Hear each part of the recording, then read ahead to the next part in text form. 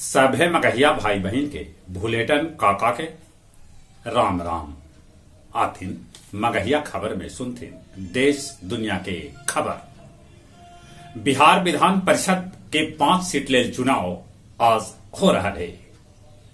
चुनाव के गिनती 5 अप्रैल के करावल जाए। राम नवमी पर राममय हो गया गांव से लेके शहर, जगह जगह निकालल गए झांकी। कहूं कहूं झड़प के भी खबर है। ईंटा पत्थर और आगजनी तक हुए।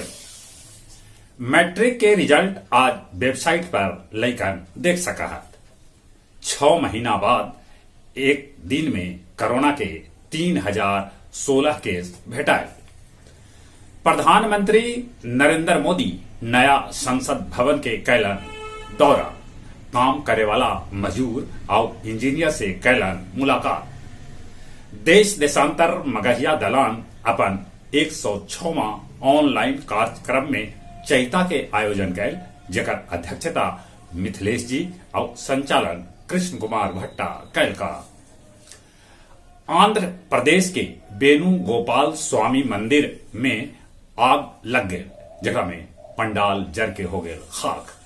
कोई हताहत न होलन ऐसा खबर है।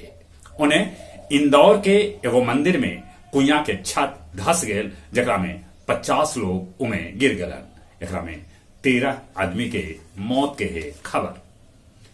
ताइवान के राष्ट्रपति अमेरिका में का रुकलन, चीन एकदम से बौखला गए।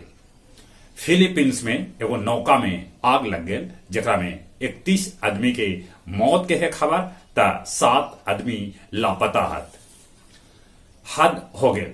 भगोड़ा ललित मोदी ब्रिटेन में राहुल पर सर नाम के लेके मुकदमा करे के धमकी दे रहा है। रूस में जासूसी के आरोप में एगो अमेरिकी पत्रकार के गिरफ्तार कर लेल गए। रणवीर सेना के 22 बच्चर से फरार इनामी नीलू सिंह उर्फ अरविंद सिंह के पुलिस कैला गिरफ्तार। बारसलीगंज के चिड़ैया गांव में 8 बीघा में लगल गेहूं के फसल आग लगे से जर के हो गए खाक।